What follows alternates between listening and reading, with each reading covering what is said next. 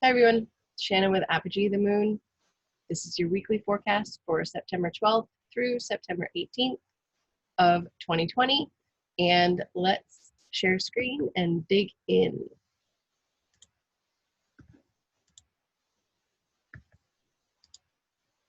There we go. Okay. So the general energies that we're going to be talking about, starting with September 12th, which is tomorrow. So we need to change the day here, which is Jupiter going direct.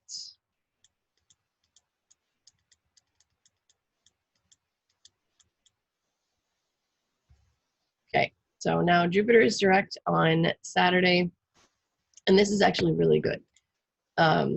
Jupiter happens to be the luckiest planet in the solar system. He's extremely lucky if, well, as long as he's well placed and he has good aspects. If you're a day born, he is your most benefic planet in your chart. If you're night born, it would be Venus.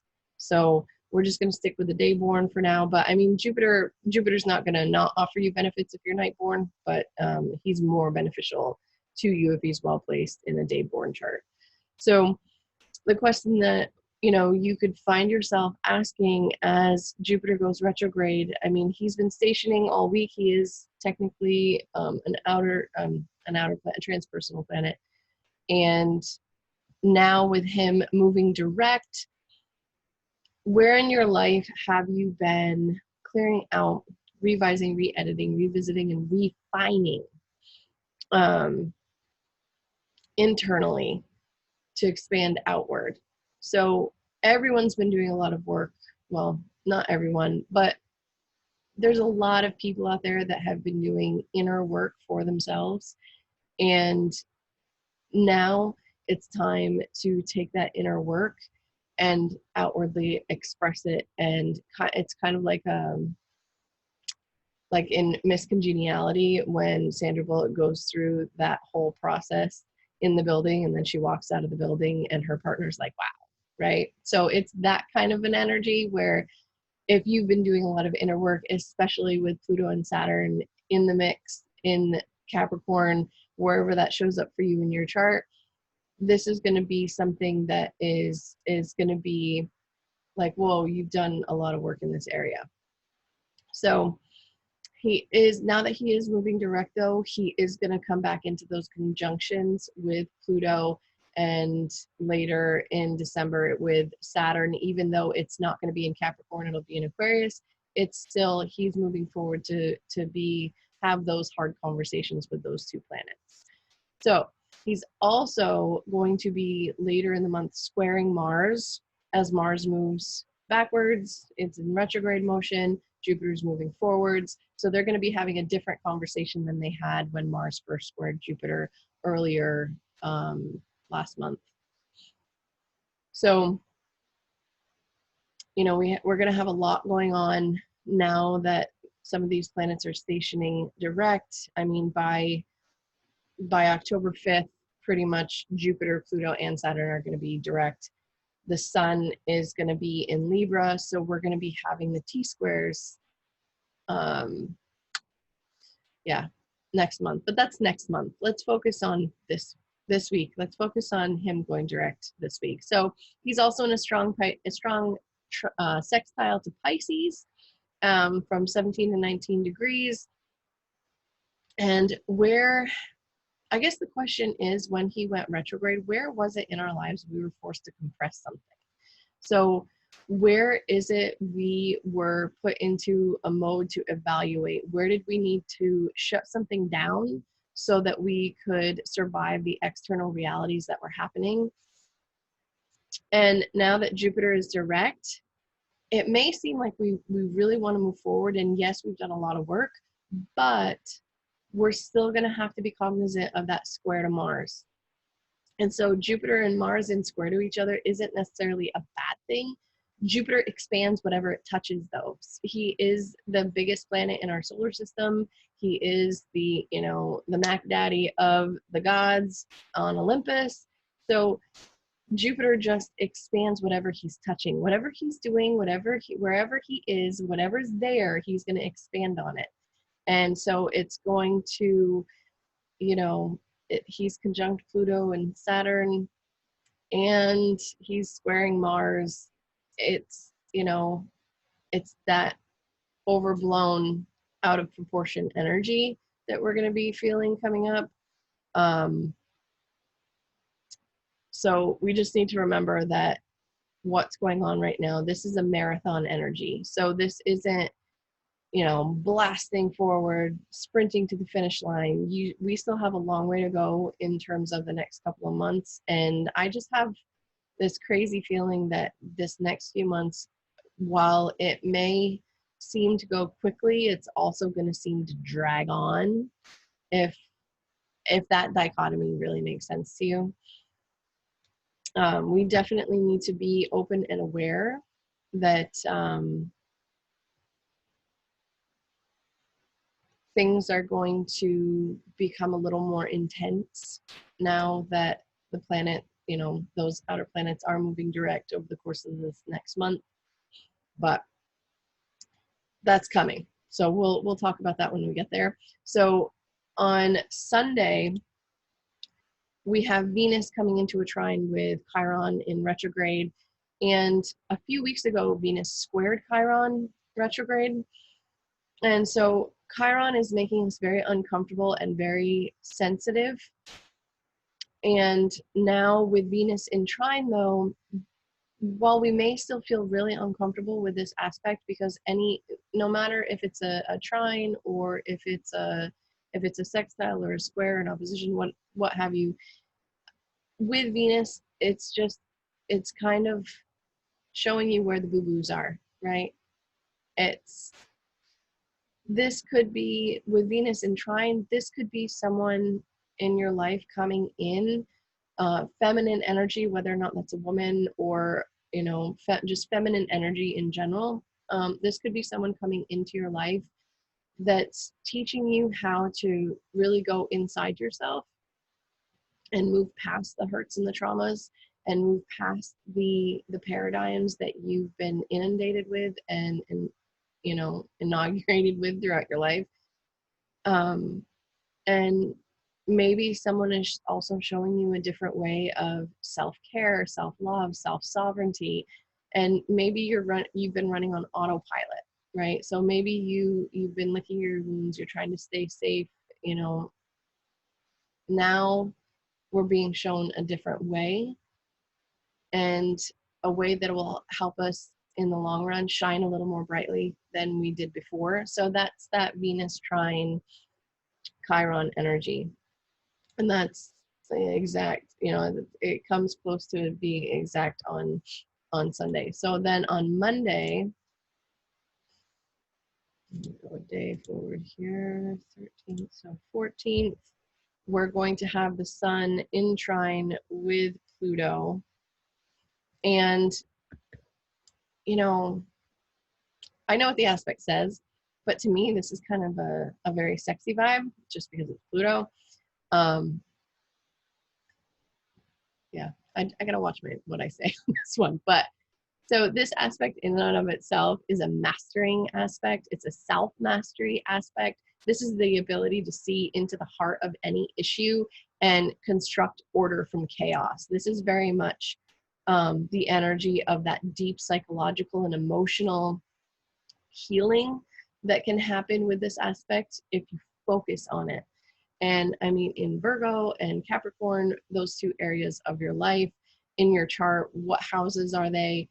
What area can you really do that deep focus, deep dive, and really understand where it is that you need to do that psychological healing? And so this is, don't be afraid of diving into an issue and working through all the details to construct some order from the destruction that's been happening, right? So use that Virgo area of your life to help reconstruct the Capricorn area of your life. So that's what that energy has to say. It's really, I mean, I know some people with this aspect in their chart, and they are really intense and really focused and really driven. And when they choose to be conscious of what they're doing, they're crazy healers. Like, wow, just mind blown. So this aspect, it can be very healing, even with Saturn, and Jupiter in the mix over there. But we'll move on to Tuesday, which has Venus in square with Uranus retrograde. So Venus is stronger in Leo. There are some branches of astrology that even consider Venus to be in an exaltation in Leo because she performs really well. I know I follow an astrologer who is a sidereal astrologer, which this is not. This is Western. Um, I use Western astrology, not sidereal, but I do like to get different takes on what's, on astrology, and I like to follow different people. She happens to make talismans. And she said that the strongest Venus talisman that she has ever made was when Venus was in Leo. And she said that those by far were the strongest that she has ever made. So Venus in Leo, the energy of this would be, she is that entrepreneur or that boss lady, the type that gets up at like 4 o'clock in the morning, works out, gets ready for work, gets her family off to, gets her husband off to work, gets her kids up and ready for school. And she's dressed to the nines in those big stiletto heels. And then she goes to the office and she rules it. You know what I mean?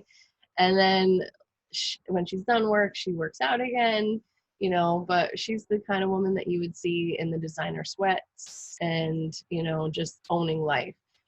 And just being that boss. And so with Venus in square with Uranus and Taurus, I mean, this energy, I mean, you could be really flirty with someone. You could, see somebody that you're like, ooh, hey, but it's nothing serious. And, as soon as things kind of get serious with that square to Uranus, this is kind of like, oh yeah, no, that's scary. Bye. But perhaps maybe we're going to take a walk on the wild side and say hell to the restrictions, that are going on. And you're going to socialize, even if it means backlash, and you're going to own it. You could be drawn into the weird and the unusual things in life at this moment. As far as aspects go, it's not that deep. It's a passing excitable energy, and it could see you jumping outside of the box of conformity. That's really what that aspect is. It could see you, taking a risk or taking a chance and doing something that's kind of kooky and crazy and zany and a little weird with Uranus. I like Uranus. So now on Thursday, moving on, we have a lot of really crazy energy. Ooh, let's back it up. So we have, I want to get it because I want to show you.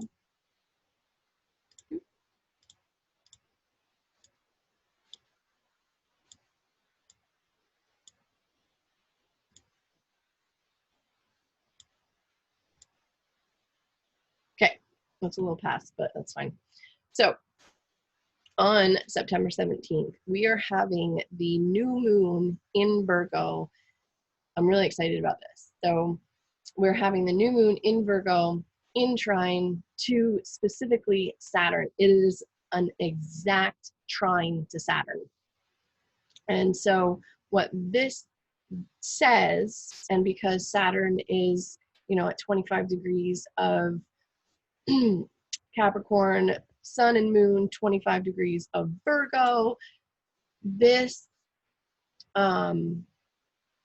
is really exciting energy. But first I want to talk about the T-square. Okay, let's talk about the T-square. Mercury begins, oh, it's not a T-square, but Mercury begins the square. I'm looking at my notes and I don't know why I said T-square because I didn't write T-square. I just wrote square. So Mercury, it's got to be. So as I am filming this, Neptune and the sun are in opposition. The sun happens to be my chart ruler. And the reason I don't like the opposition of the sun to Neptune is because Neptune is sitting in my 8th house. Luckily, it's off the conjunction with my moon, so it's not really mucking up those emotions and, you know, screwing with my body, except for the fact that since the full moon in Pisces, I've had some really weird foot swelling issues, which, by the way, the moon rules the body technically, and or can represent the body, and Pisces is a water sign, water retention. Pisces rules the feet. Really interesting how that's been showing up for me. But this opposition, it's kind of got me muddled a little bit. So anyway, Mercury begins its square with the planets in Capricorn, and it's starting with Jupiter. And so maybe we missed some details. Maybe we thought the big picture of reality, or maybe we thought we had the big picture of reality, but now we're thrown off by some information or some narrative that we didn't see coming. We didn't get all the information, and the truth can be kind of muddled right about now. Mercury is not yet in shadow, but when he gets to that square to Saturn later on, he's going to be in shadow. So the shadow starts at 25 degrees of Libra for him. This is where later on he's going to be stationing to go direct. So right now he's not in shadow, but he is in Libra. It's not the worst energy in the world for Mercury to be in Libra, but it is, you know, it's a triplicity for him. It's part of that triplicity because he does rule Gemini, and, you know, Libra is an air sign as well. But in starting with the square to Jupiter, this is, and the stellium, you know, the other 2 planets that are there, it's addling the brain a little bit because we're going to be a little thrown off by things and what's going on. So that's just to be aware of the Jupiter Mercury square and see that, you know, maybe some people are embellishing the truth a little bit in that. But the new moon in Virgo, let me get back to that because that's really got me all excited this week. So the new moon in Virgo at 25 degrees, trine to Saturn at 25 degrees of Capricorn. This is really exciting because this is very grounded, very stable, very long-lasting seed energy, right? So new moons are when you want to seed the intentions. It's not until that first crescent that you can see that little tiny crescent in the sky of the moon as it appears. So right now it's dark, you can't see it, but as soon as that crescent appears, and the crescent should appear probably like 2 days, within 2 to 3 days. So either the end degrees of Libra or the beginning degrees of Scorpio. If you follow the moon, just look outside and see if you can see it. There are apps that will show you where things are in the sky so you can see it and you can understand it. And so what this new moon is this is very long lasting energy. So if you're looking, you know, to start something new, and especially in Mercury, this is business, this is the mercantile kind of energy that there is with Capricorn, which is big CEO kind of boss energy, and especially with Saturn there, it is boss energy. And so, you know, this is pretty much the last positive aspect until December that the sun will make to any of the planets in Capricorn. And, you know, use it. This, like, I want to stress that, use this energy. And if there was any time to start living by the moon, now is it. And the potential that the moon has to offer in terms of manifesting. Because in other forms of astrology, and I've even seen it with myself, if you follow the moon is a manifesting planet. It will bring things down into physical, tangible reality for you. Hence, you know, I mean, for me, unfortunately, with my moon in Pisces in the 8th house, and the full moon was pretty much right on top of it, I got the swelling of the feet with the water. That's a physical manifestation, and that can happen. But it can manifest in a number of different ways depending on how your chart is set up. So this is a completely new beginning with this new moon in Virgo, and with the physical, tangible places in our chart, because it's in earth. It's in the earthly realms. It's not, you know, free floating out in the ethers. This is literally physical, tangible reality that we can see a new beginning. And we have the choice, even with Mars retrograde, to see the intention with solid details and grounded practical steps to move mountains, you know, out of our lives or into our lives, if that's so what we choose. But with, you know, it is still in trine with Pluto. So it's, you know, moved off the exactness of Pluto, but it's still within a couple of degrees. What this can do is this can be a very intense transformation that can happen in your life if you focus on it and do it. And it will take dedication, it will take hard work, it will take, you know, it's long lasting results once you put in the daily concerted efforts that you need to in order to build whatever it is that you're building. So use this time to get deeply grounded into the reality that you live in, like blinders off, okay? And understand the subtlety and the nuanced things that you need to go after in order to completely transform your life to what it is you truly need, want, and desire and wish for. Because you got to remember, Jupiter's also in the mix, so there's that wish energy as well. So take practical, step-by-step approach, and you can make it happen. Don't give up. So even positive aspects to Saturn take time, because Saturn rules time. So that's really all I have for you this week. I'm actually really excited about this coming week and seeing what it has to offer and, you know, what's going on. So on that, I wish you all well and use it. Use this energy. Okay, bye.